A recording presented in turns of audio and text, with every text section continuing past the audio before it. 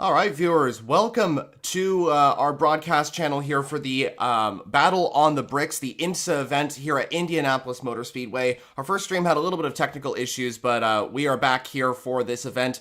Racing has just begun, and it has been absolutely exciting here for the IMSA event here at Indianapolis. We are not racing on the road course. We're not racing on the oval variant, viewers. We're racing on the road course variant. So definitely keep that in mind for this 6-hour endurance race. I'm joined by David for this watch-along, our first IMSA watch-along. And viewers, excited to have you all with us as well. We got a few people joining the chat as well. Like I mentioned, I had a little bit of technical issues with the first live stream, so I had to restart.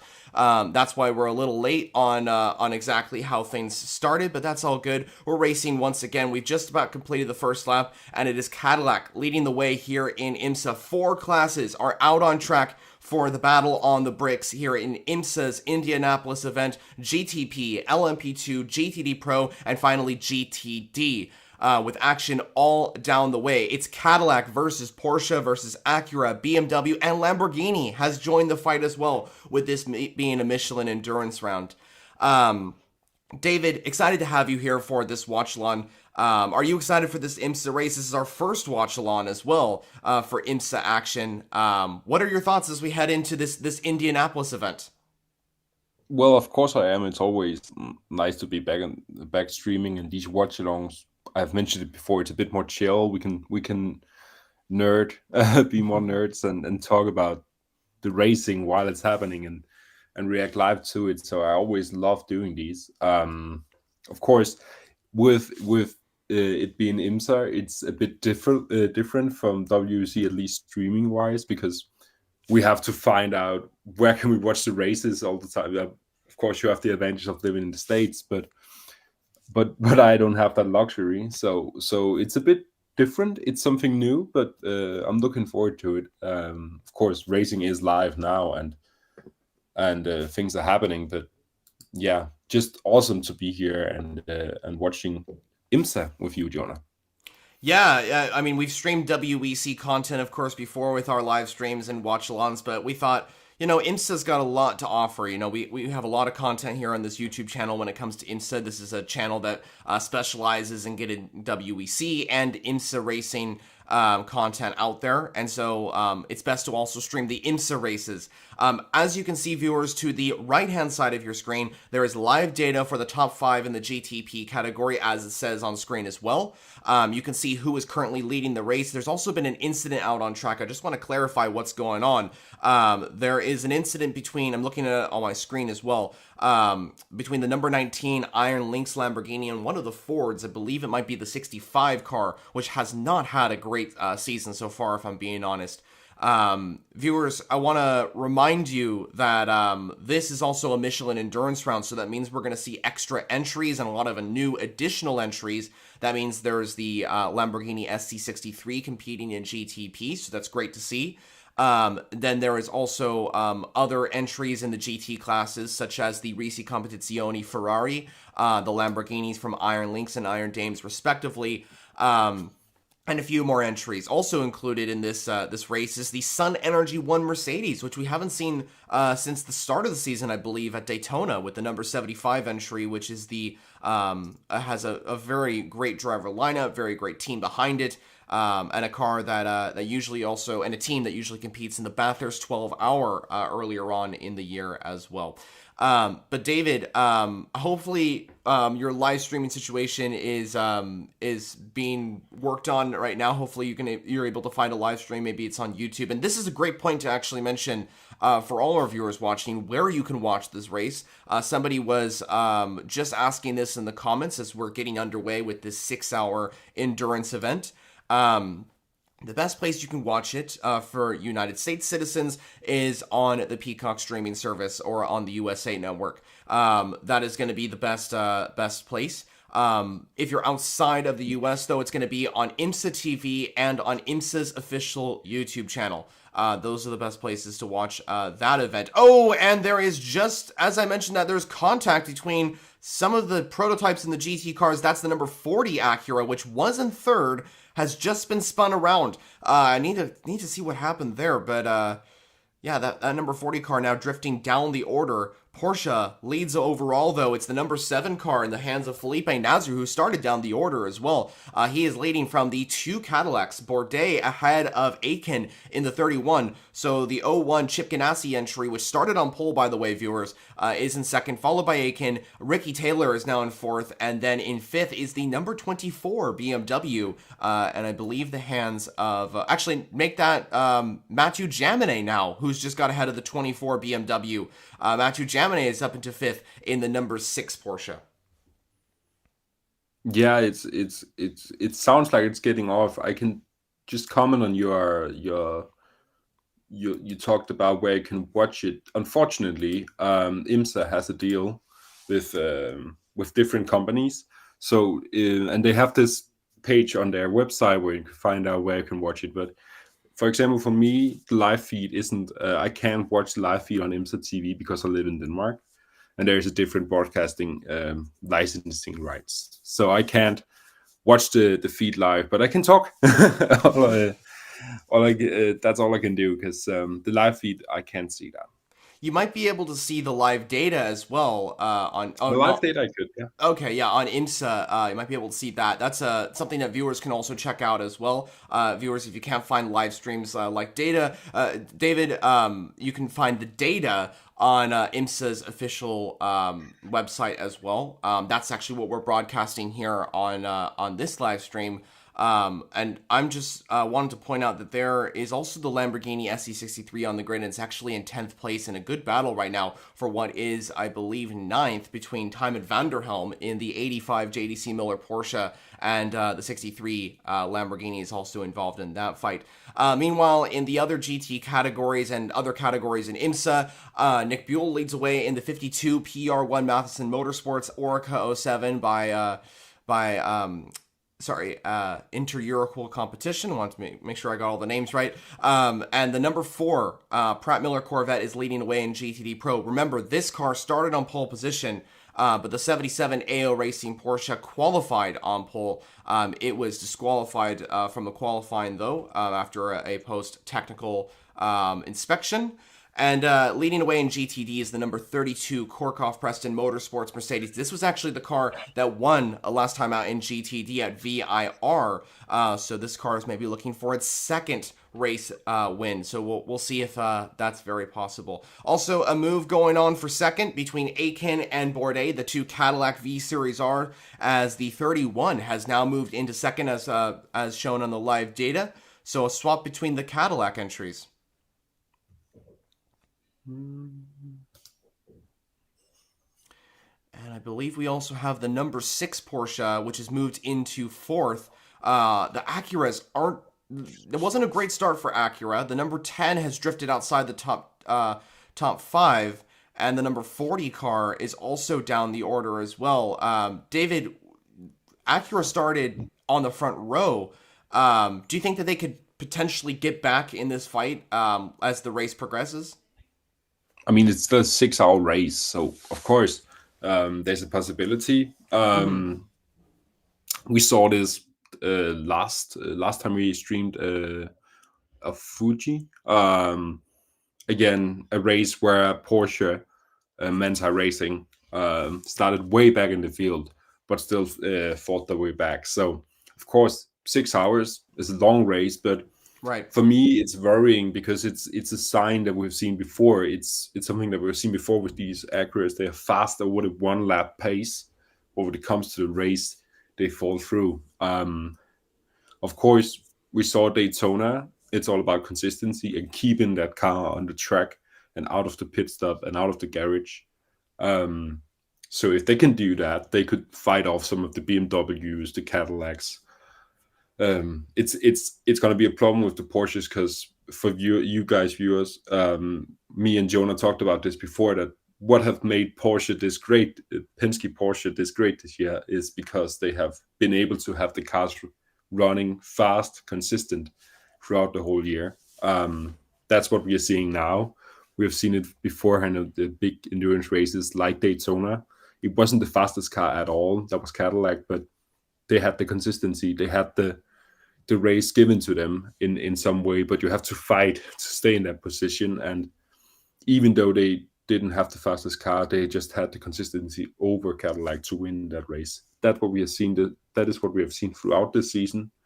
And I feel like with Acura and Cadillac, that's their problem, that they can't be that consistent. They have not had the chance to. They have always lacked that bit of pace, and they have just fall through the field when it comes to the races. So yeah, definitely 6 hours left. So a long race ahead, but not the start Acura wanted. No, not the start they wanted, and that 40 car got spun during GT traffic, so that definitely didn't help.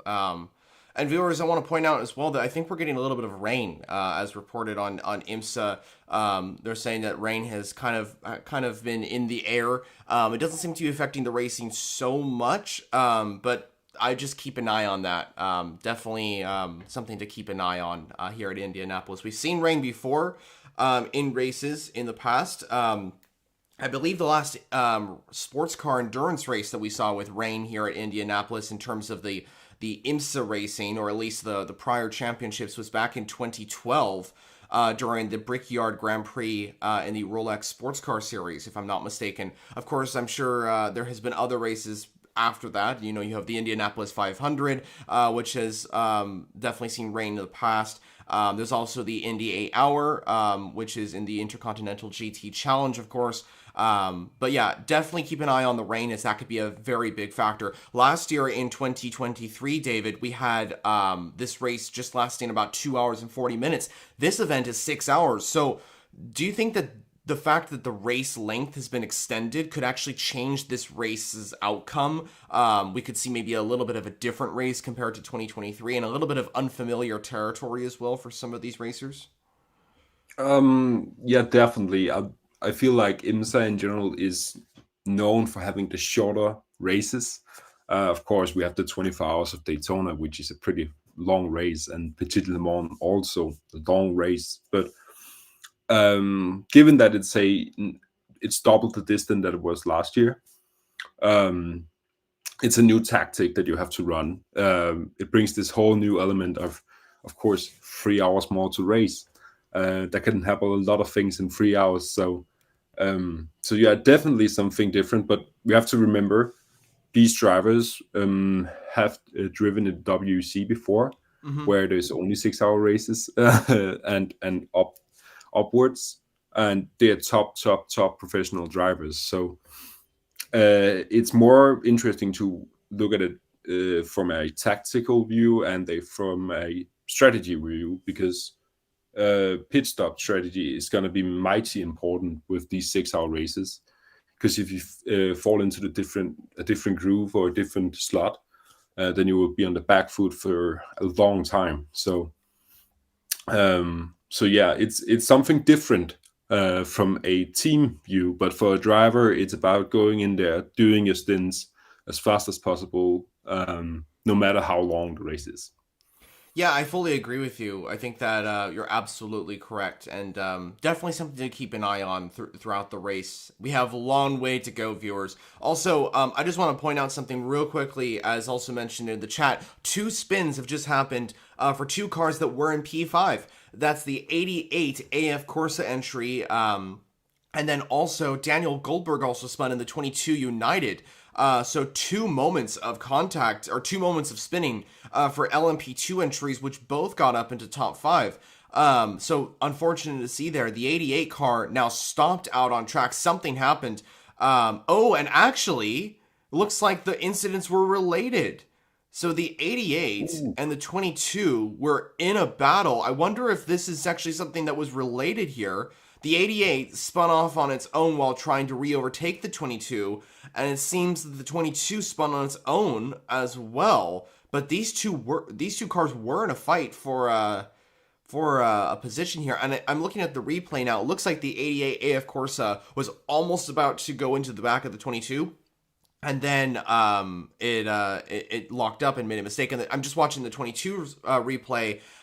It almost hit the Acura NSX.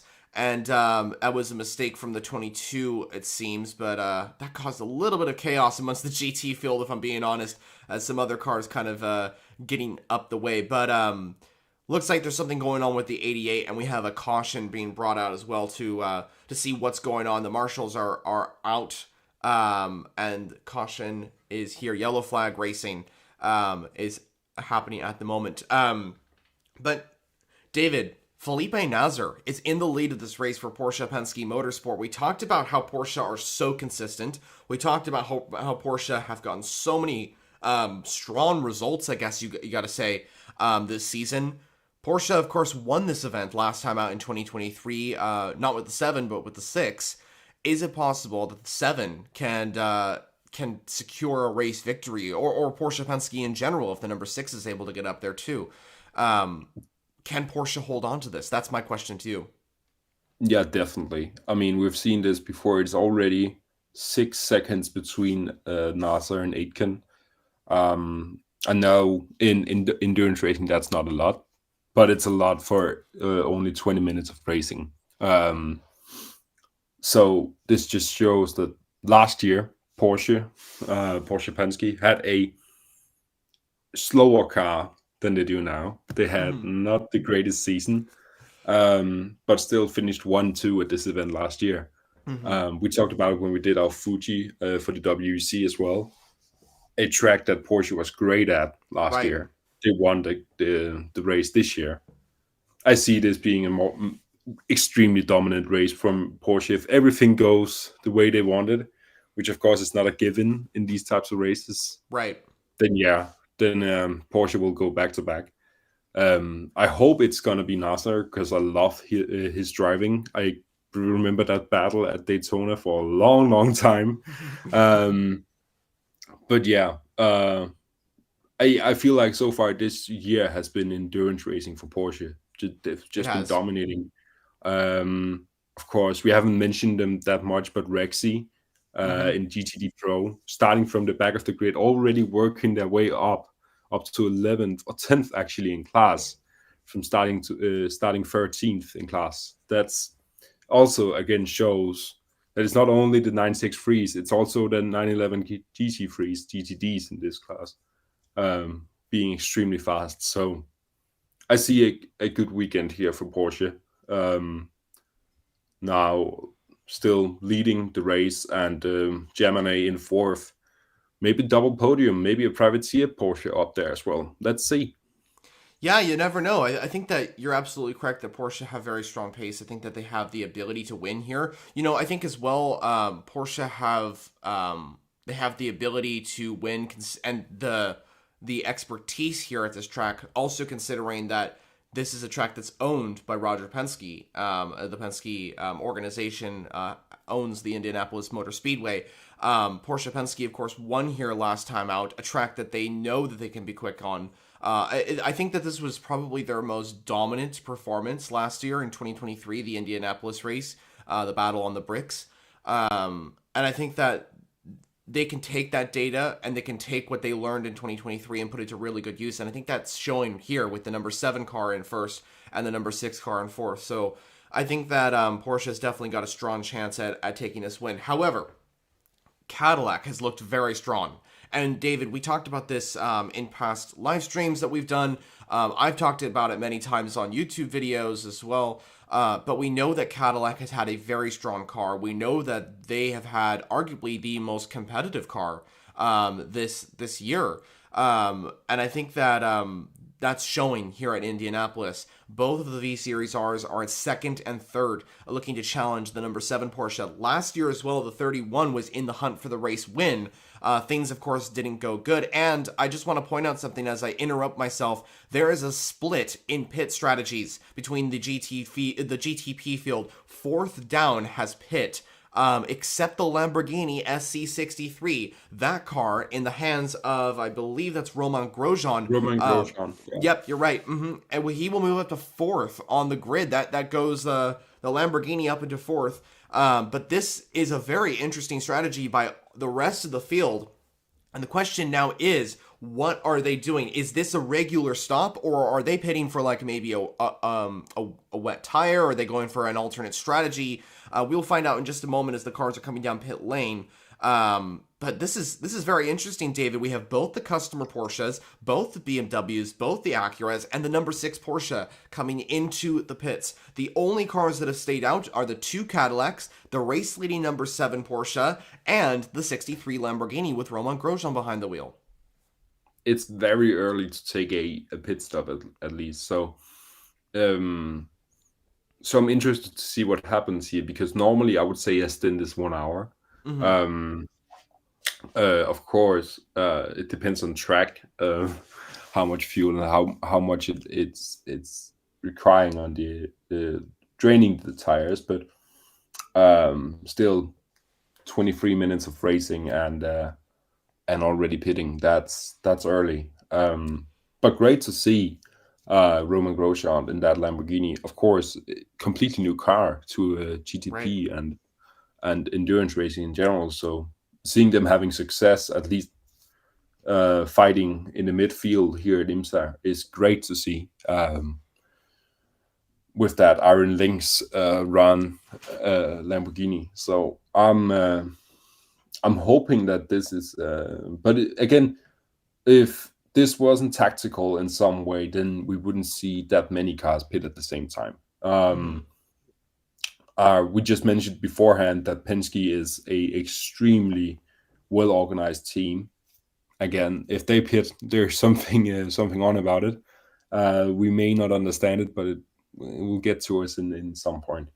You mentioned beforehand the Cadillac has been like the main competitor to Porsche this year, I would almost say. They've had the fastest car, high speed tracks, Daytona, Sebring, all these tracks, they have had the fastest car.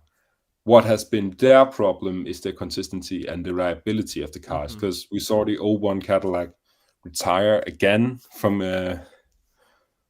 Daytona, and in general the problems that we also see for the number 2 in WC, it's almost the luck isn't on their side. There will always happen something in the race to take them back, and they'll have to fight even harder to get up there, because we just mentioned it last time. Fuji Cadillac took pole position. They took pole position here. They have an extremely fast car, but race pace and race consistency is not on their side yet. But I'm just saying, watch out for the next few years. New team coming in running it, that can change a lot. With, of course, Jota in WC, and I can't remember who was it. Wayne Taylor or Wayne Taylor. Taking over in IMSA. That's going to change a whole bunch, because if the car is good and it's something strategy wise or race pace wise, a new team could actually boost that and give it some new hope. So for Cadillac to already have a great car that can put them P2 and P3 on the grid in race pace right now, and take pole positions all in different championships as well with different cars. I'm looking ahead at the future and saying it's going to be close up there with Porsche and Toyota and maybe Lamborghini as well. For sure. And I just want to point out something real quickly. This is very, very fascinating. But I don't want to take away from what you're saying here, David, but I need to mention this. The reason why all these cars are pitting is because they're switching to wet tires.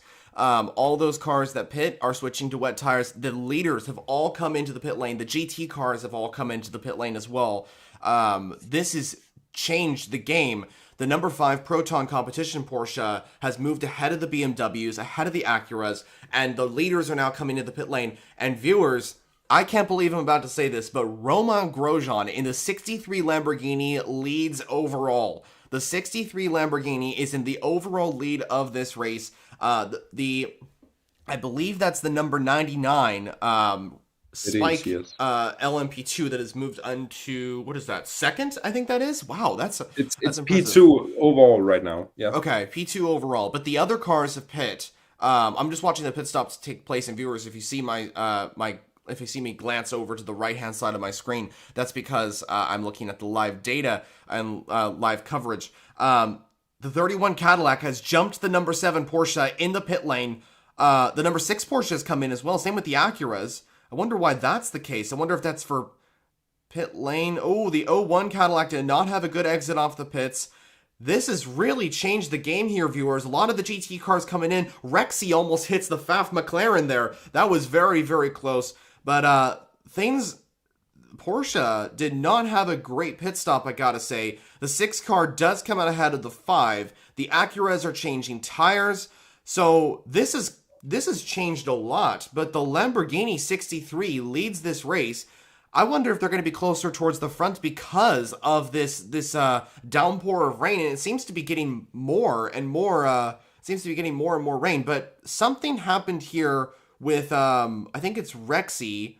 Rexy almost hit the number 9 Pfaff McLaren coming out of the pit lane here. Chaos in the pits in terms of the amount of cars that are there. But this has completely changed the race, viewers. I did not expect this rain to have such a drastic effect on the running order here. Of course, cars will pit. I'm curious to see what Lamborghini does here, though. And David, that 63 car leading this overall lead of this race, it will likely come into the pit lane. But my question for you is that because it has just run into the pit lane, I can confirm that it's going to the pit lane now. Thank you for confirming that. And my question for you is, do you think that where do you think this car is going to end up once it exits the pits? I mean, they obviously took it longer, took gamble. That's like, there was some strategy in there, and to be honest, I couldn't understand it because you lose so much time when you are on slicks and it's wet weather racing. So, as I can see, they're falling into the back of the midfield in GTP, which is where I would put them anyway. But of course, a gamble that didn't pay off, staying out that long, because you lose so much time on slicks in rainy conditions. But yeah, as I mentioned before, 6-hour race. We are half an hour into the race now, and we're already kicking off with rain. So a lot can change in a few moments. We just had we right now are having a LMP2 car in P3 overall. So yeah, we shouldn't be here saying that it's going to be a dominating race for any car, because anything can happen in these kinds of races. Yeah, and I think that focusing on LMP2 is definitely a good thing because that is, I believe, PJ Hyatt in P3 at the moment. That car, I don't know if it's we're gonna see if it exits in P3, but also Nick Buell in the 52 Inter Europol PR1 Matheson Motorsports entry is in 8th, ahead of some GTP cars, and it is confirmed Hyatt will exit in 3rd overall, ahead of the 24 BMW. So this has completely changed the order, viewers. What has happened here is that Nazar and Bourdais stay in 1st and 2nd, but the LMP2 entry has moved into 3rd overall. This will eventually change, of course, because the P2 cars are slower than the GTP cars. The 24 BMW has moved into 4th, though, which will eventually become 3rd. Jimmy Bruni in the Proton competition Porsche has also moved up the order as well. So this is very interesting. He just moved into P3 actually. P3. There's a lot of changes now. Okay. Yeah, it looks like, and also something happened with the 31 Cadillac. Maybe a slow stop. I'm looking at a replay here for the 31. Maybe that was just a replay of what tires they were putting on, and not exactly sure.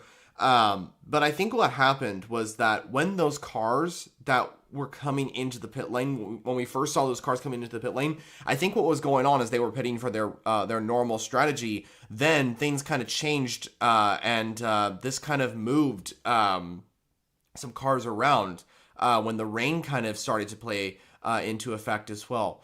But here's the running order now. We have the number 7 Porsche in the race lead with Felipe Nasr, followed by Sebastian Bourdais in the '01 Cadillac. And in 3rd, as you mentioned, David, is Jimmy Bruni in the Proton competition Porsche. This entry has impressed me quite a bit over the last couple of races. Road America, the last GTP event we had, this car was in a podium position, had a very strong chance at actually taking the win. Could they get a podium here? We will see how that goes. The number 6 Porsche is in 4th, followed by the, I believe that's the number, hold on a second. 85 Porsche. 85. Okay, thank you. I couldn't tell. There was one Porsche that was in 5th, and I couldn't tell exactly which one it was. So yeah, that's the top five so far of yours. And yeah, this has definitely changed a lot in the running order here for GTP and the running order for the entire race, which is definitely fascinating. And David, real quickly before we kind of get back to green flag racing because we're still under caution period. That we're still under the caution period. We have a comment coming in that came out just a bit ago that asks, where will Pipo Derani go next year? We know that Derani is leaving the Wheeling Cadillac team. That's Action Express Racing, of course. But this is a question coming in from Nico. David, I want to get your thoughts on this real quickly. Where do you think the Brazilian racer will go? Will he stay in IMSA? Will he go to the WEC? Will he go out of either series? What's your thoughts on this? I mean, he's one of, if not the fastest driver in GTP right now, in my opinion. He has been putting that 31 Cadillac in great positions throughout the last 2 years. I've watched it, at least, and I would imagine that any team in the GTP field or the hypercar field are looking at him with a lot of hunger and wanting him to the team. I could not see him join Porsche because they have such a already compact lineup with great drivers. But something that we forgot to mention is Aston Martin comes in next year. There is a seat there, maybe. So, and drivers in general switching places is not something that we should be scared of now, because there's coming new teams in. We have just mentioned as well Genesis in the form Hyundai in the form of Genesis is joining as well. So drivers are going to change seats all around. I don't see him going to Porsche just because it's such a well-oiled team with a lot of good drivers also not driving the cars right now, but in the programs. So that's going to be difficult for him. BMW, I saw, is a good shout from Team RLL. So that could be something. But yeah, I actually think he's going to Aston Martin. That's a great project to go to. It's going to be, in my opinion, in a great car. It sounds great, at least. And he's used to cars that sounds great coming from the Cadillac. So yeah, maybe Aston Martin. That's my shout. I like that prediction a lot, and I love to see Durrani and Aston as well. I mean, we need to start considering the driver lineup for the Valkyrie entries. There's a lot of drivers on that table. For my personal prediction, just real quickly before we kind of get back into the racing here at IMSA's Indianapolis event, I think that he's going to stay in the Cadillac family. I think that Durrani's going to stay in the Cadillac family, but I think he's not going to stay in IMSA. I think he's going to go to Hertz Team Jota's WEC Cadillac entry. I think he could potentially run one of those entries along with potentially Alex Lynn and Earl Bamber. There's a lot of talk about him switching to the WEC, and I could definitely see that happening. I think that it's definitely possible. Of course, if he was to stay in Cadillac, another possibility could be Team Wayne Taylor Racing, Andretti, but I don't see that honestly happening. So Hertz Team Jota makes the most sense for me. Anyway, though, back to racing. Green flag has returned. We are racing once again here at the Battle on the Bricks at Indianapolis, and we have a move for the lead. The 01 Cadillac is going side by side with Felipe Nasr's number 7 Porsche, and Bourdais gets ahead into the overall lead of this event. Cadillac lead overall. Is Nasr going to try and retake this one? No, he's not. He's going to stay right behind. Meanwhile, there's a battle for third between Bruni and Jaminet. The Proton Competition Porsche is going to be in third, followed by the number 6 Porsche. It's Porsche 2, 3, 4, 5. Wow, that is absolutely incredible from the 963 entries. Meanwhile, a spin for Daniel Goldberg in the 22 United. That car has not had its strong showing, I guess, this time round here in Indianapolis, but hopefully they have a much luckier rest of the race. We'll see how that goes. I just want to mention as well, Jonah, that Rexy has gone from 13th on the 13 in class, last on the grid, up to 6th in the class now. Wow. So a hunt for the podium places is already on there. Lauren Heinrich really doing a great job in that car right now. So yeah, Rexy moving up the grid, and and I wouldn't. We talked about this beforehand before we went live, viewers, where Rexy could get to, because Rexy is leading the championship in GCD Pro. Of course, actually taking pole position in qualifying, but Right. getting disqualified with technical infringements. So it's a fight back, and that pace they showed in qualifying is still there, clearly.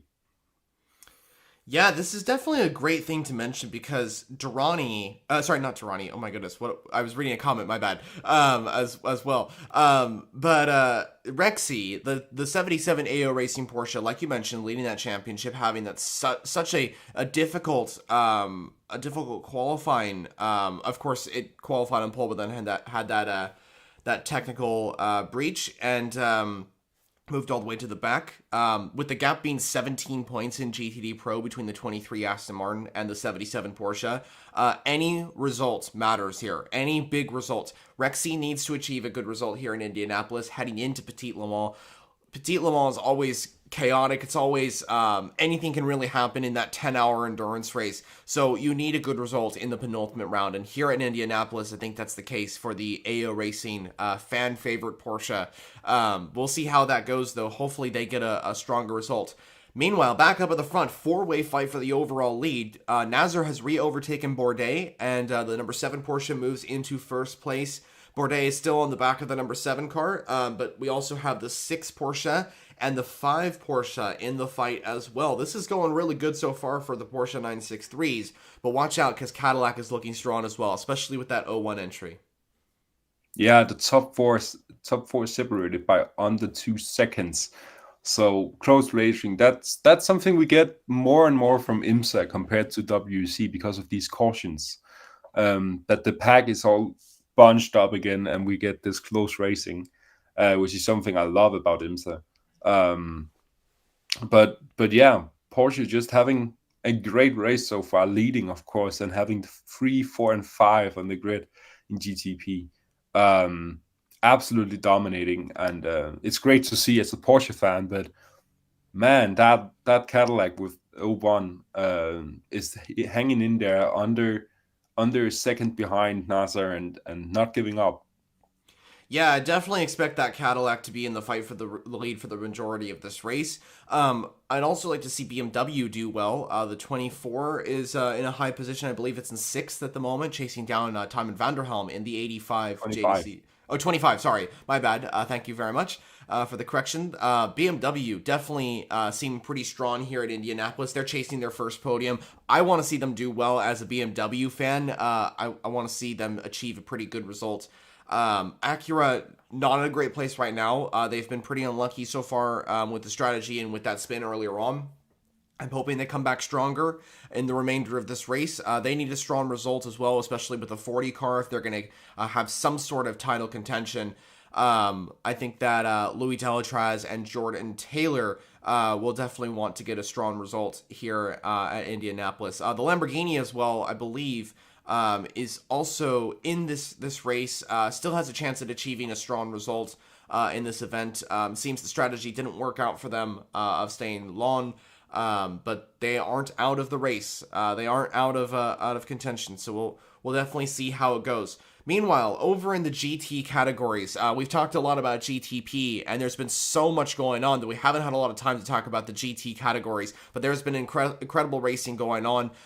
You mentioned that the 77 AO Racing Porsche has moved up the order, which is nice to see. Hawksworth is actually leading in the 14 Vassar Sullivan Lexus. That's Jack Hawksworth, the British racer, leading the 2 Corvette entries, the Pratt Miller entries, the number 3 with Alexander Sims behind the wheel, and Nicky Kaxberg is in the number 4 Pratt Miller Corvette. Also, by the way, very strong qualifying by Ford Mustangs, Mike Rockefeller in the 64 Ford Mustang from Multimatic Motorsports. That entry looking very strong right now. Has a very good shot at a podium, which would be their second podium this year after a very commanding performance last time out in VIR with the 64 in the fight for the overall lead with the number 1 Paul Miller Racing BMW. Also, former IndyCar driver Devlin DiFrancesco is leading in the 78 Forte Lamborghini. We wish him all the best, as well as his teammates and the rest of the team for Forte. They have a very strong car, it seems, and hopefully they can achieve a good result.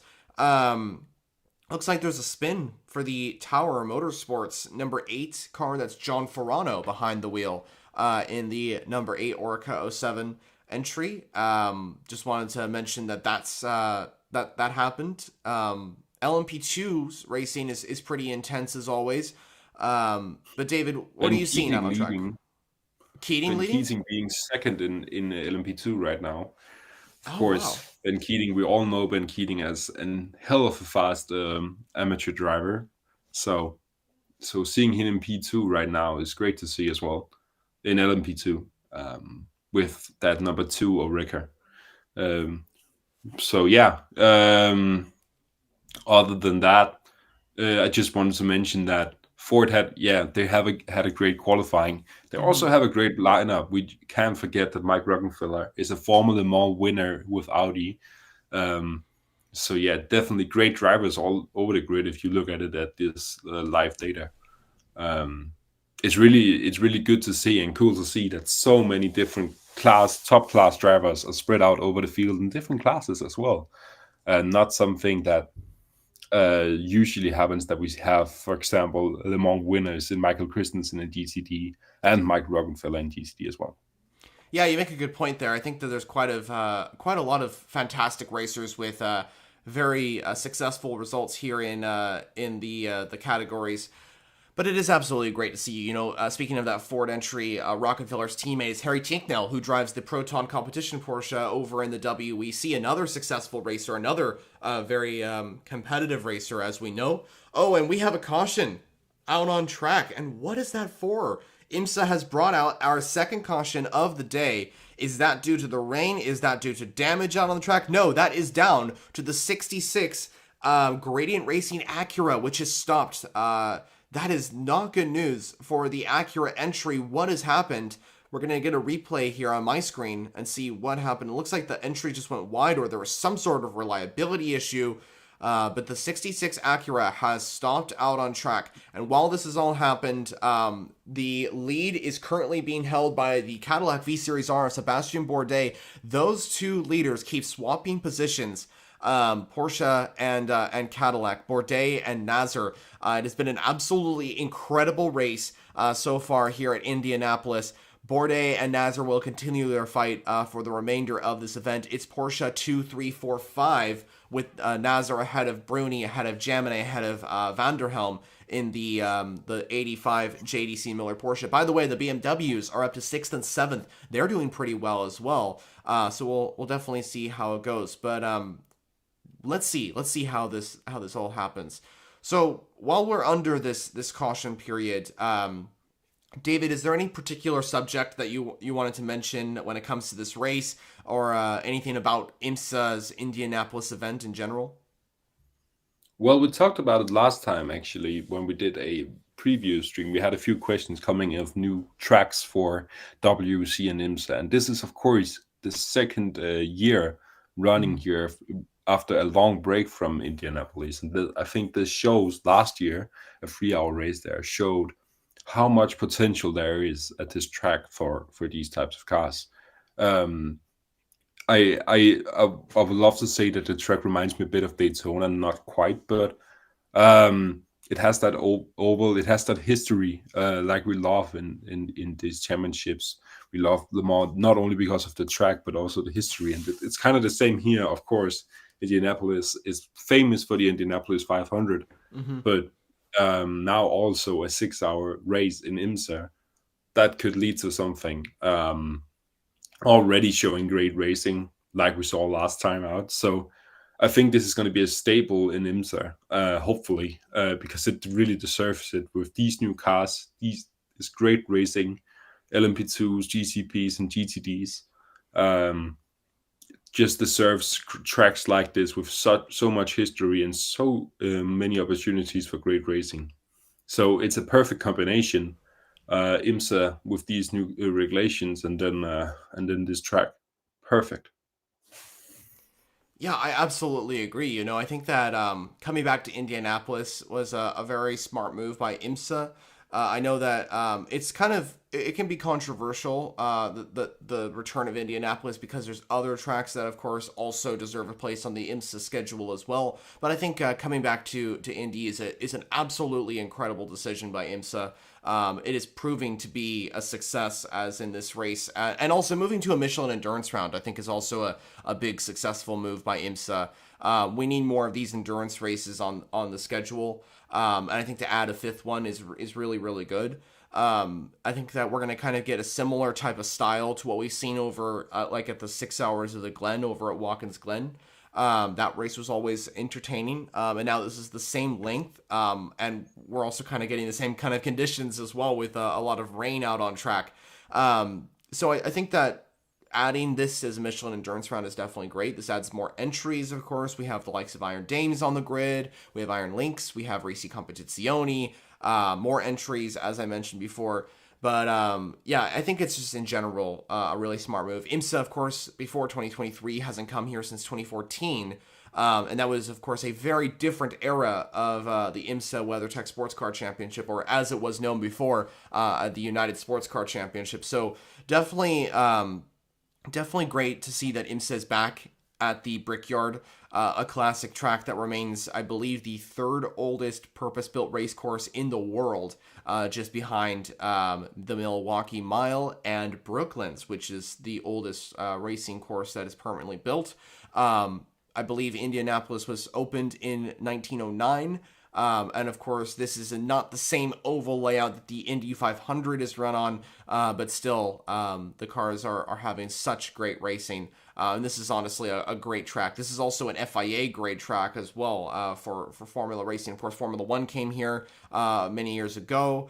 And there was great racing. A lot of people have mentioned that this is a great track to see Formula One return to. It probably will likely never happen again, even though it'd be kind of cool to see racing back here at the Speedway. But I don't think it's going to be happening, at least in the Formula One world. But yeah, caution's still out on track. As the cars kind of reset, we go for another patch of racing, as I'm sure the battle will continue on.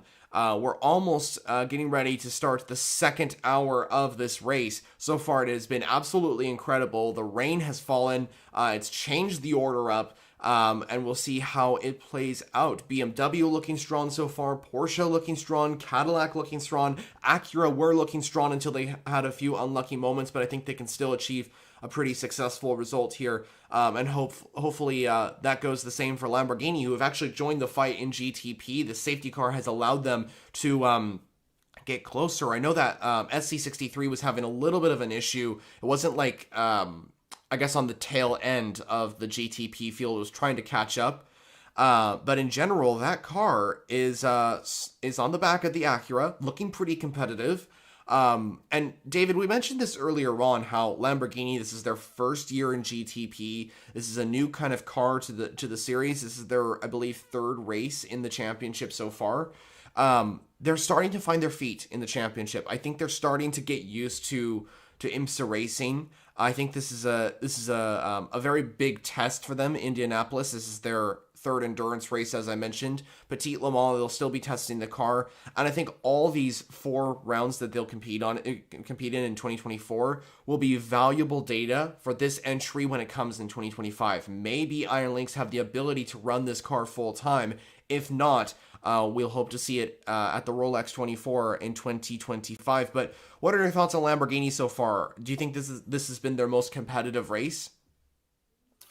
Well, if we take IMSA only, then hell yeah, because because what we've seen so far is, of course, not that many races where Lamborghini have had the chance to show pace in IMSA. On the other hand, if I take the pictures of what they've done in WEC, of course, that's also Iron Lynx running the team, different drivers, different car, but still Lamborghini, still the same team. Mm-hmm. I see progress being made. I see a team that in a few years, maybe even next year, can fight with the Alpines, the BMWs, and maybe on occasions the Ferraris, Porsches, and Toyotas as well. So already beating Peugeot, which is a team that have been in the hypercar class for a long time as we go back to green flag racing. Just wanted to mention that as well. So yeah, Lamborghini definitely a car I can see fighting with, let's say, IMSA, Acura, Cadillac, and BMW. I see that Lamborghini is a great team. Iron Lynx, let's not just forget about them. They have Iron Dames, they have Iron Lynx, great success in GT3, great success in LMP2 with Prema, the same owner of this Iron Lynx and Prema as well. So definitely a team I wouldn't count out and give them this year, and then let's see where they're going next year, because they are already competitive. Yeah, I definitely have to agree with you there. And apologies for cutting you off, David, just in the moment, because I made a face there, as I'm sure a lot of folks mentioned. That was because the number 7 Porsche, which was in second, almost hit the 01 Cadillac heading down into turn 1. The rain has come down. It is getting a lot more intense. The 7 Porsche was able to move back up into second, but that car went off into the grass, and the tires are not going to work out. 14 Lexus into the pit lane from the race lead in GTD Pro. Caution has come out again for the third time here in IMSA. That 14 Lexus coming in definitely for wet tires. I know it was on slicks. It was not working out. You can see how much rain is coming down as well. And I wonder if IMSA have... Oh no, that's not due to the rain. The caution is not due to the rain. It's actually due to the second Lexus. The number 12 Vassar Sullivan Lexus entry has crashed on the main straight. Something has happened to the Lexus entry. It has stopped right at the checkered line. There is a lot of rain coming down, a lot of spray out on track, a lot of mist and fog. This has got to be our second biggest downpour of rain we've had this year. And I mean second because Watkins Glen was a lot more. Let's see what happened to the Lexus here, the 12 car. Oh, what happened here? I can't even see because it's so misty. I'm looking at the live feed here, viewers. Honestly, you could blindfold me and I wouldn't understand. I'd have the same reaction, honestly, because that's how misty it is out on track. A lot of debris on track, though, as we're seeing now from the live feed from that number 12 Lexus. Disappointing for sure for Vassar Sullivan Lexus. They have not had a strong kind of last few races. Road America, they finished towards the back. VIR wasn't a strong race. Here at Indianapolis, the 12 car has an issue and the 14 comes into the pit lane from the race lead to switch tires. But that is definitely not finally it's definitely not a good result, I guess, for the Vassar Sullivan team. No, definitely not. As we look into probably a longer caution period with all this debris on track, let's not take any chances with that, especially at a high speed point of the track, like the main straight is down to turn 1. So yeah, probably a longer caution here as we go into the second hour of the race as well. But yeah, this is 6 hours, and I just can't stop mentioning that this is why I love endurance racing. We could one moment say, "Oh, Porsche is doing great, 1, 3, 3, 4, 5, and oh, it's so great," and Rexy is doing great in GTD, and all of a sudden it's downpour and cars crashing and Philippe Hinase jumping up in the back of Sebastian Bourdais' car. This is endurance racing at its peak, and this is why we love watching this sport. Absolutely, yeah. It's definitely been intense. That's how I'd say. Intense and exciting. It's definitely been a thrilling race so far here at Indianapolis. These conditions kind of remind me of the IndyCar race we had a few years back. I think it was the Gallagher Grand Prix, if I'm not mistaken. I'm not a huge IndyCar fan compared to endurance racing. But I remember there was one race when Colton Herta almost lost the car and was all over social media when he basically Tokyo Drift that IndyCar he had, and that was around one of these the same layout actually, and it was kind of similar conditions if I remember correctly. A few years back, I think it was 2022 if I'm not mistaken, but maybe we'll see a similar drifting moment from one of the endurance racing cars here. But yeah, that number 12 Lexus, the cleanup is definitely going to take a little bit longer than the previous caution. As you mentioned, David, it will be a little bit longer here. I wish I could show you the live feed. I'm not really sure how to get you that. Besides the YouTube channel for you watching. And viewers, this is something I want to mention real quickly. For the majority of folks across the world, it's going to be the IMSA race here. The live feed is on the YouTube channel. I know it's not it's not really working for some other folks across the world, but the majority, I know, YouTube, the way to watch this race is going to be on YouTube as well as IMSA TV. And then for those in the United States of America, it's on Peacock or the USA Network, and that's an NBC broadcast. Two different And live otherwise, feeds. if you are in doubt of where you can watch the race, IMSA has done the favor for us and put if you go to the website, you can see where to watch, and then they have put a whole list for all countries. So there's never a doubt where you can watch the race. And if it works on IMSA TV and YouTube, then you are in that category. All others where they sold rights to different companies, we are in the problem zone. So we will struggle to find a stream, but probably on YouTube or IMSA TV, you can find the live feed. Absolutely, yeah. Thank you for mentioning that, David. It's definitely important to know. And correction down in the comments from one of our viewers, Samuel91, who mentioned the race in question was the 2022 GMR Grand Prix. That was referring to what I was talking about with Colton Herta's incredible save. Thank you so much, Samuel, for mentioning that. I appreciate you putting that out there. I knew it was 2022. I wasn't exactly sure what Grand Prix name it was, but I knew it was 2022. I got that at least right.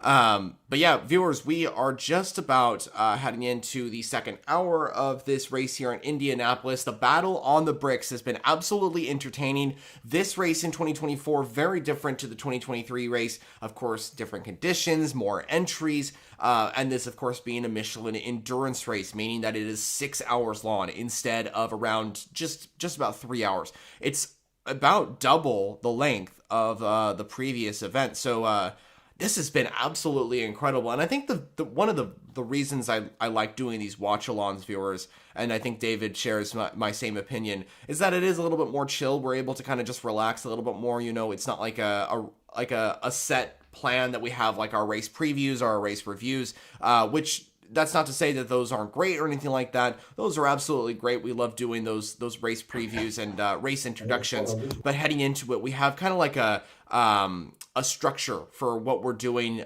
in terms of the race previews and the race recaps. We know what we're talking about. We know that we know what we're talking about. Where these watch-alongs are more of a chill thing. We can kind of go with the flow and all that sort of thing. So that's kind of cool. But yeah, viewers, the Cadillac of Sebastian Bourdais currently leads away in the 01 entry. The V Series R leads away, followed by the number 7 Porsche. It is Porsche 234, followed by the 25 BMW M Hybrid V8 in the hands of Connor De Filippi. So that's great to see as well that BMW have moved into the top 5. Really, really enjoying to see BMW there. And as proven on the live feed, there is so much rain, or the track is so wet. I guess that's what the word I was thinking of there.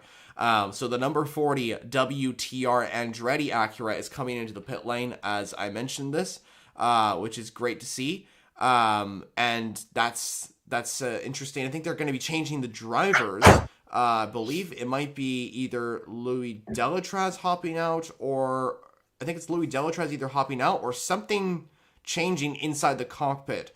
Might be a steering wheel change or maybe a drink change or something like that. But as proven by this live feed, there is a lot of rain. And I think this could even honestly rival what we saw at Watkins Glen earlier in this year, where we had so much rain. Even a red flag was called out. We pray that there won't be any red flag in this race, but wow. It's definitely turning out to be an exciting race here in IMSA's endurance race at the Indianapolis Motor Speedway over in the U.S. state of Indiana. Yeah, definitely is, and one of these racy moments and weird moments where drivers really become men. So yeah, definitely a great race so far, and I'm looking forward to the rest of it. These 5 hours left. For sure, yeah, it's definitely been exciting, and we'll continue to broadcast just a little bit longer. We won't, of course, do the full 6 hour endurance race. We don't have the time to do that. There's other stuff to do in life, but we will be covering more endurance races in the future. Of course, we have Petit Le Mans coming up later on in October. That will be very exciting. David, we have the final race of the WEC, the 8 Hours of Bahrain. And that one, I'm not really sure how the schedule is going to work for that, because I looked at the start for the race and I noticed that it was like 2 a.m. in the morning for me. So I'm not sure if I'm going to be able to watch the race live at that point, but we'll see how that goes. That's a long time in the future. Still got a few months until that point. And then, David, we got the 2025 season to start thinking about. We got a lot of exciting plans already starting, viewers. It's going to be crazy. It's going to be absolutely crazy. We have so much coverage. If you thought 2024 was a step above, just wait till 2025. I've already started planning for what's going on in the future of this channel, so that'll be absolutely incredible. Thank you to everybody who's joined so far. A lot of people have joined in, which is nice. And yeah, these watch-alongs are kind of just streaming just to get you all in here. We're chatting about this incredible IMSA race, and we'll do the same for future IMSA races, future WEC races, and so on. David and myself also covered the 24 Hours of Nürburgring earlier this year. That was a success. I think we did 2 or 3 live streams for that, which was great. Next year, I'm sure we'll be doing the same, maybe even more content, a switch round of things. There's more endurance races besides the WEC and IMSA. That's the point I'm trying to make here. I mean, we have so much incredible action in these 2 incredible championships, but that's not to say that there's other championships as well that have great endurance races. You look to the Bathurst 12 Hour, you look to the Intercontinental GT Challenge with the 24 Hours of Spa, 24 Hours of Nürburgring, etc. There are so many endurance races outside of the WEC and IMSA. There's honestly too much. We can't cover it all. But in the future, we'll do our best to cover what's going on. We have a few cars into the pit lane here. I believe that's the number 4 Pratt Miller Corvette that has jumped into the pits. I'm trying to see who is leading in GTD Pro. Do you know who's leading, David, in the Pro category right now? Right now, it's Alexander Sims in the number 3 Corvette, CO6. Gotcha. So, in front of Mike Roggenfeller, actually, in the Ford Mustang. American 1-2. American 1-2. So, and just to mention, Lauren Heinrich in the number 77 Porsche Rexy is in 4th place. From last of the grid to 4th place in GTD Pro, that's impressive. And now actually being, of course, by the caution, so close to the podium as well. Is this a last to first challenge for Rexy, or what would you call it, Jonah? I mean, it's definitely possible. We've seen Rexy do some pretty standout performances in the past. I don't know if it's last to first, but hey, this race has been crazy. You know, it's been absolutely incredible to see all the action happening. So it's definitely possible. But I think a podium is a realistic target for the 77 AO Racing Porsche. I think that's definitely something that they can achieve. There's a lot of competition that they have in these endurance races, and so it's definitely something that we should think about. I do want to point out something real quickly before we kind of continue on with our broadcast here. There are 2 new cars on the grid that have never raced in IMSA before, both of which are Ferraris. The 296 GT3. There are 7 Ferraris on the grid. 2 of them, one of which is from Dragon Speed, the other is from Inception Racing, are new on the grid. Viewers, if you did not check out kind of the breakdown of the Inception Racing news, because they switched from McLaren to Ferrari, I highly recommend checking out that race video, which I put out earlier on the channel. Definitely something to check out if you want to know what kind of happened with Inception Racing, because they switched from McLaren one race and now they're with Ferrari. So definitely take a look at that video. I'll also be covering a video on the Dragon Speed Ferrari, which is going to be great as well. We're working on that, and so that should be out very soon. But yeah, 2 new entries on the grid. They seem to be performing pretty well. Inception Racing and Dragon Speed have also just been confirmed to be racing on the 2025 full-time grid. Dragon Speed has confirmed that they will race in the GTD class as well as Inception Racing. So great to see, of course. But David, what do you think of these new Ferraris? Do you think that was a smart move from Inception Racing, who also races Optimum Motorsport in other series as well, to switch from McLaren to Ferrari? And what do you think of Dragon Speed as well? Because we know this team is very successful in endurance racing. Well, evidently, being in fourth place right now, Inception, it has paid off. So you can just look at the results so far. Speaks for itself. No, of course, there's a lot of things going on behind the scene that we don't know anything about. But for a team to switch to that Ferrari, I think it's nine. It's not. I can't remember what it's called. Yeah. 296. Yeah. A car that is extremely fast. It has been really dominating in the GT3 world in long distance races. I mean, Dubai, in Abu Dhabi 24 hours race, they have been dominating. Watching that race last for 2 years ago now with Niklas Nielsen winning that race. So yeah, a car that's definitely fast, and evidently also right now outperforming the last result. Now they're in fourth place, just behind the number 90 Porsche in GTD. So I'm impressed so far, and evidently it's the right decision, but it's too early to say. I thought they had a great car in the old McLaren, also getting great results. So, but being in fourth place right now for Inception, that's a good result and a completely new car. Of course, the drivers are still the same, and GT3 is so close, no matter what car you're driving.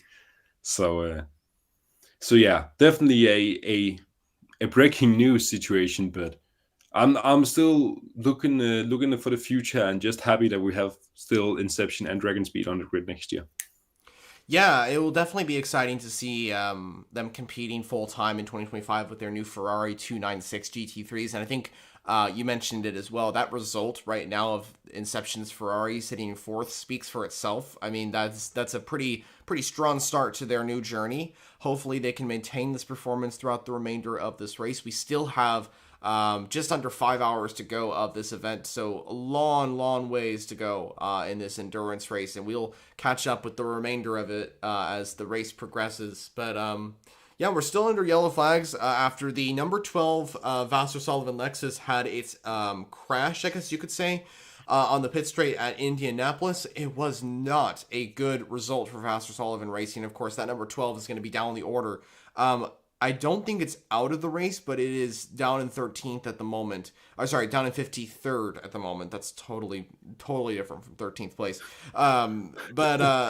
Yeah, I think that I'm not sure why that was so funny on my side, but yeah, I don't know why I made that mistake. Anyway, it's 13th place in class. I think that's what you meant. Oh, thank you. Yeah, that's what I meant. 13th place in class. Yes, I got that mixed up. Thank you very much for correcting me there, David.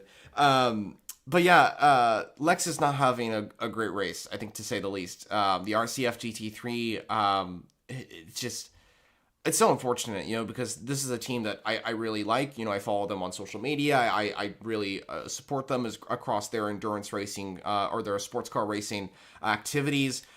We know that the Vasser Sullivan Lexus team can be very quick. They have proven to be quick. The 14 Lexus, of course, won the championship last year in 2023. And it is not looking to be a similar result in 2024. So sometimes that's just how it goes in motorsport. But yeah, I'm hoping that they have a successful result, at least with the 14 car. The 12 seems to be kind of out of contention for the win, but we'll see how that goes. Yeah, go with the flow kind of thing. But Bourdais continues to lead this yellow caution period. That should be ending shortly, as the rain is still a major factor in this race at Indianapolis Motor Speedway, the road course variant as well. As we've mentioned so far, the Battle of the Bricks, the Battle on the Bricks has been absolutely incredible.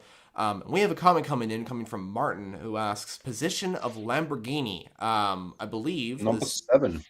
7th. Yeah, that's That's impressive, actually, from Lamborghini so far. So Romain Grosjean in the car is currently in 7th. Strategies kind of have changed the order around. We have the 2 Acuras and the 24 BMW kind of down the order, as well as the 31 Cadillac. The reason why they're there is because of strategies. There's a mix in positions. They didn't like crash or anything like that, and that like moved them down the order. I'm assuming that they will come back towards the front. And I don't think the Lamborghini will be in 7th by the time they do. That's just my personal opinion on that. Although I love to see the SC63 perform good and secure a successful result. Right now they're in a pretty good position, and we'll see if they can achieve a successful accomplishment later on in the event. But yeah, I think we're still under yellow flag. I wonder when that's gonna end. We're gonna get green flag racing back, hopefully soon. But we'll see how that goes. Yeah, definitely. It unfortunately right now it reminds me a bit of when we did actually the Nürburgring 24 hours watch along. Because for viewers that didn't watch it, we joined in right before the red flag at Nürburgring, and live stream for like a 1.5 hour just talking about the race, what happened, and of course that race never came back to green flag racing actually. So yeah, hopefully not the same case here, but it's a long yellow flag and safety period. But of course safety first, and yeah, let's just wait in patience for when the racing comes back. We saw similar things at Le Mans where torrential rain and loads of crashes in the night, and a long safety car period that meant for the race to be kind of boring in the night, but still ended up being a absolute classic of a race. So yeah, we are waiting through this boring part, but there will be great racing right in the moment. Absolutely, yeah. We will get back to racing very shortly, viewers. Action will be coming our way as IMSA continues their battle on the bricks event in 2024. And yeah, it's gonna be fantastic. I think it will be. And then of course in October we have the finale of Petit Le Mans, which will be a 10-hour endurance race at Road Atlanta, Michelin Raceway Road Atlanta, in Georgia. So definitely excited to see that event. Petit Le Mans is always a classic. It's the 3rd biggest endurance race on the IMSA schedule, just behind the 12 Hours of Sebring and the Rolex 24 at Daytona. We have 3 IMSA big races back to back, with Rolex 24 coming up next after Petit Le Mans, and then of course the 12 Hours of Sebring before we kind of go into the rest of the season. That's how it always is in IMSA. There's always exciting action. But yeah, it looks like we're getting ready to clean up the track. I think we'll probably get racing underway very shortly. 56 cars out on track. Although some of them aren't out on track. I know for a fact that the 65 Mustang is in the pits right now. And we have some sweeper trucks actually out on track right now, kind of cleaning up and kind of drying away some of the water as well. So that's definitely interesting. But rain has definitely hit the circuit, and it seems to be getting more and more, but hopefully the racing will continue.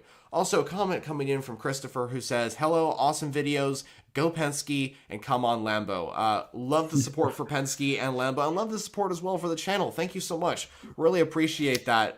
We'd love to see what you guys think of our live streams, the videos, and all that sort of thing. Things are just going to get better and better for what's going on this YouTube channel. A lot of stuff coming. I know, viewers, that this week, oh my, it's been a lot of work, but I'm happy to get things done. I finished the race review for the WEC's Fuji event at midnight last night, and got it out this morning. But viewers, definitely check out the WEC's Fuji recap, which came out on the channel just recently.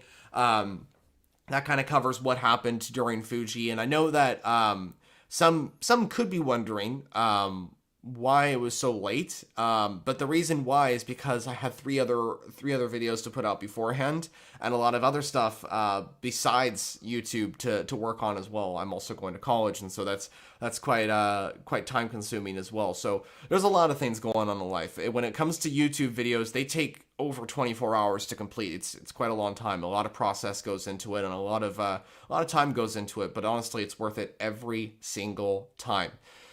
So we are just close to, I think, the halfway mark of the second hour of this race.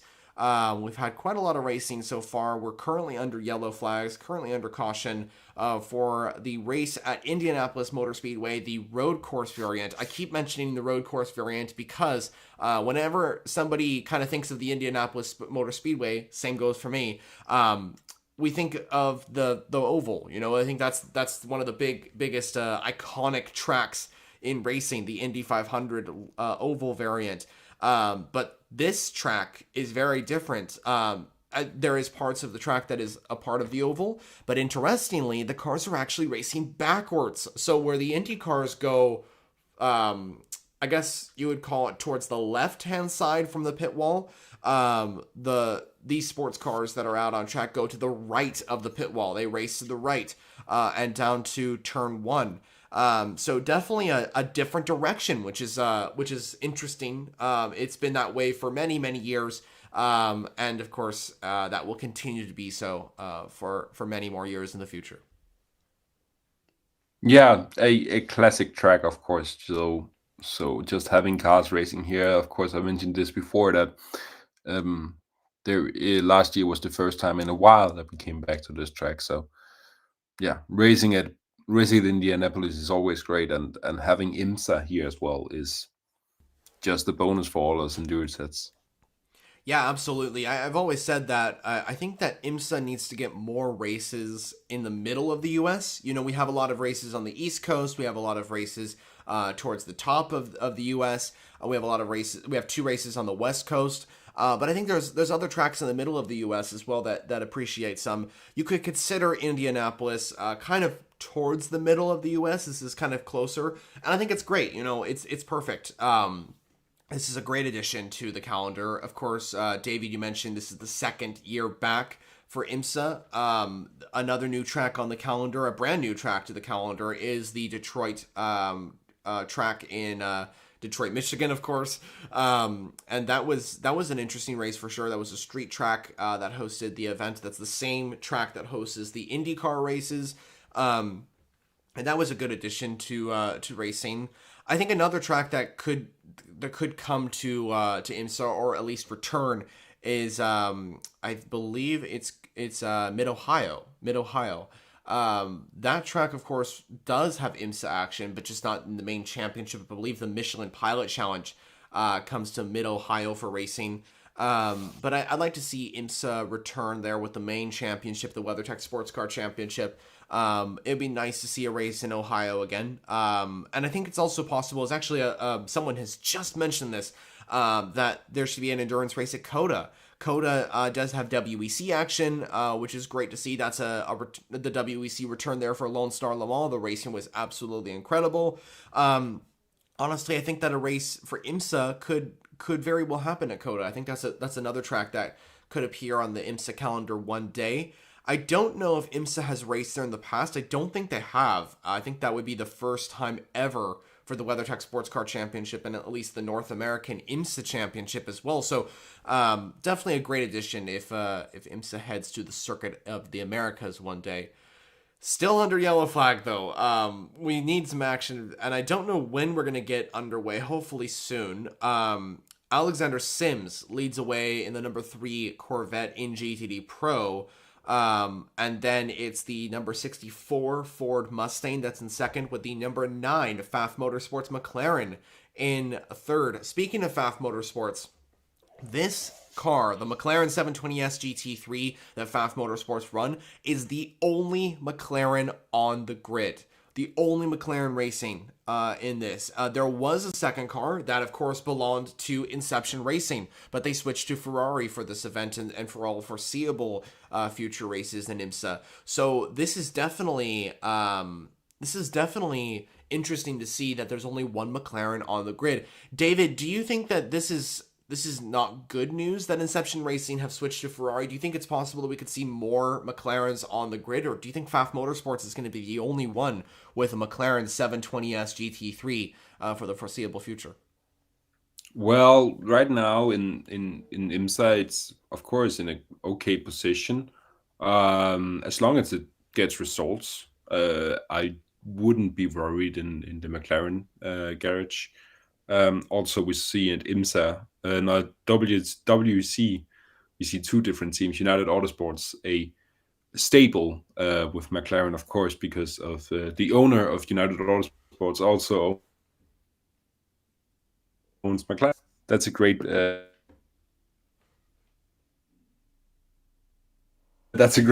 connection there. So yeah, I don't see McLaren all of a sudden disappearing from the GTD Pro or GTD in the general class, but yeah, definitely not great to lose two teams driving their car. There will be other cars and there will be other teams coming in, and that's just the nature of racing. So I wouldn't be worried at all for McLaren. I do agree with you. Yeah, I think that it's possible we could see more McLarens in the future. McLaren have a staple within IMSA. Of course, I believe they are one of 14 manufacturers in the WeatherTech Sports Car Championship competing. That's excluding the two LMP2 providers of Orica and Ligier. Ligier, of course, isn't actually here. Speaking of which, the Shonkrich Motorsports 33 car is not here following Lance Wilsey, I believe, retiring from LMP2 Racing.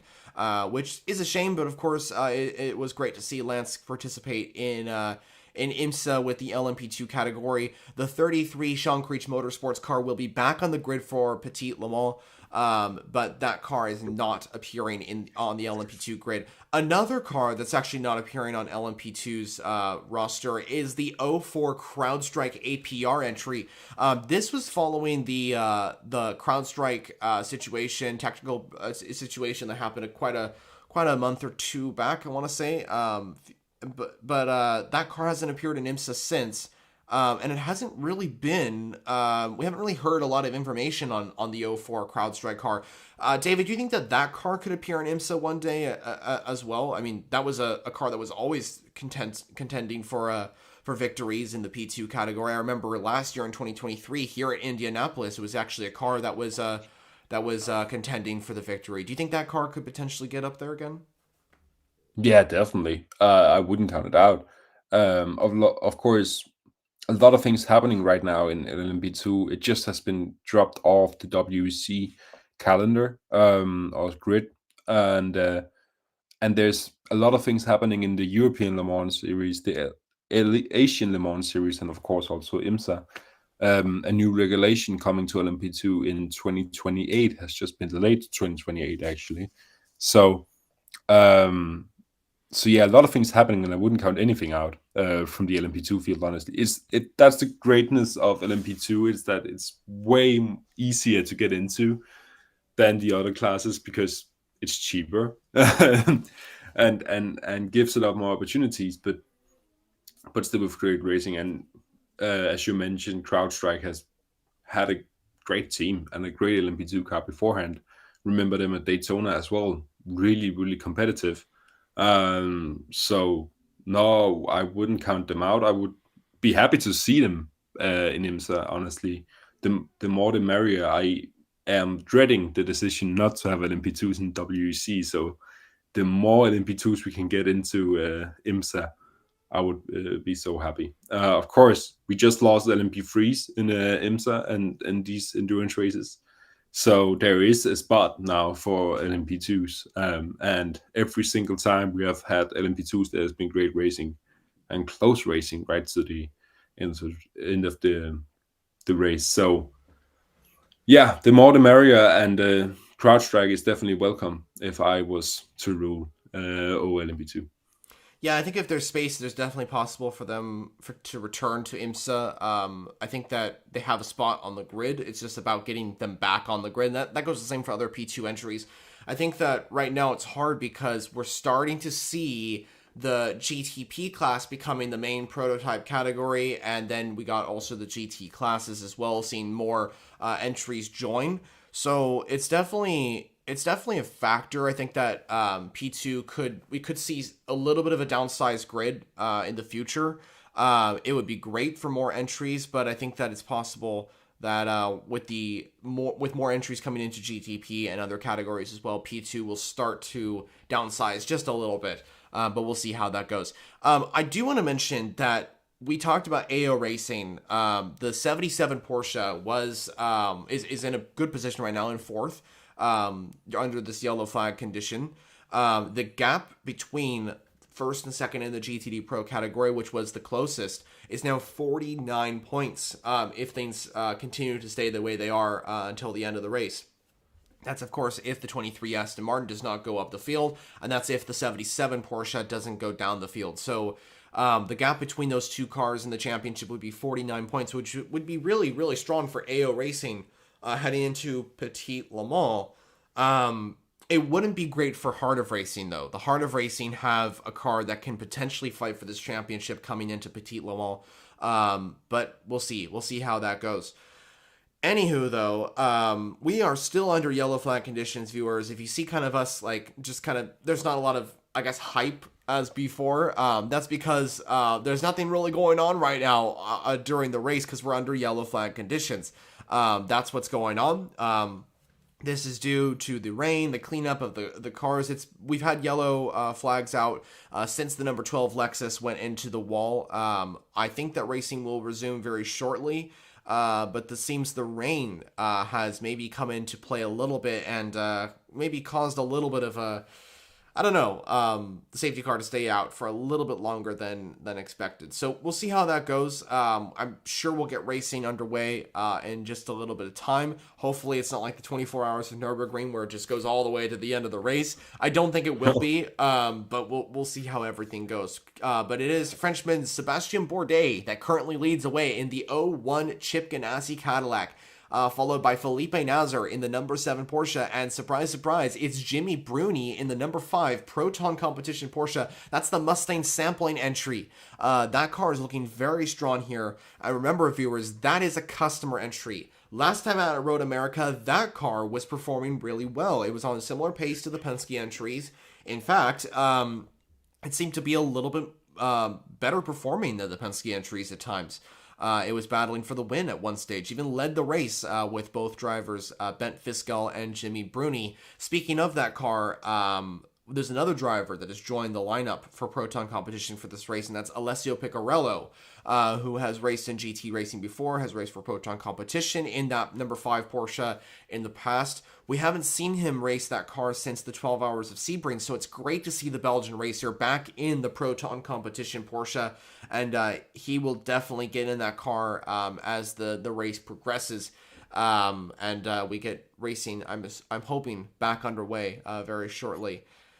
But yeah, I usually would have like something to say, but right now there's not a lot going on. Hopefully we get more racing though as the event progresses. I think that we're getting closer to yellow flags being taken away and the green flags going back out as well. Oh, and someone actually just mentioned something in the comments here. And David, this is something we should probably mention. Even though this is a live stream for a watch-along of the battle on the bricks, there's other races going on. And as per a comment, this says, great race in Europe GT at Monza. Ferrari fought for the win until last lap after 4 hours. So there is a race going on at Monza, or there was a race in the GT challenge. I think that's the GT Intercontinental, or no, sorry, GT World Challenge Europe, if I'm not mistaken. I think that's the name. There's a lot of challenges out there, so I wanted to make sure that I got the name correctly. But yeah, the GT World Challenge Europe had a race. I think it was the 3 hours of Monza. A lot of GT cars in that event. I covered it a little bit on social media. Of course, I've been focusing the majority of my time on the IMSA event across this weekend. But David, we should definitely mention that there was some great racing happening over in Italy for that event. Yeah, definitely. I mean, when we did our stream about the Nürburgring, that was one of the most viewed streams we have. So people love this championship or these races, and honestly, I'm so happy about it because I love them too. The GT3s is just a special crop of a car, and these races are really intense every single time they do them. This was round 8 out of 10, so we are Mhm. coming to the business end of that season as well. Um, but yeah, of course, my favorite team is still in the GT World Challenge Europe. So I'm following it closely, but having focused on IMSA this weekend, I didn't get to see this the race. But yeah, always great racing in that championship, and maybe we should do more streams about this.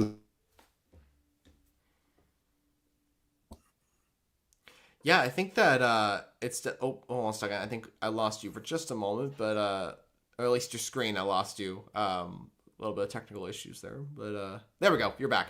But yeah, sorry for a late response. Just wanted to make sure that everything was all good. But yeah, maybe in the future we should do some streams or at least some content on the GT World Challenge Europe. I know this is something that a lot of viewers have been interested in taking a look at. They've been asking, is there a possibility for some videos on other endurance racing series as well, or other sports car racing series when it comes to GT World Challenge, Intercontinental GT Challenge, etc.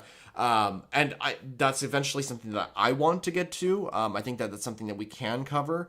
Right now, myself and David are going to be focusing primarily on the main GT endurance races. So that comes to the 12 hours of Bathurst, the 24 hours of Nürburgring, the 24 hours of Spa.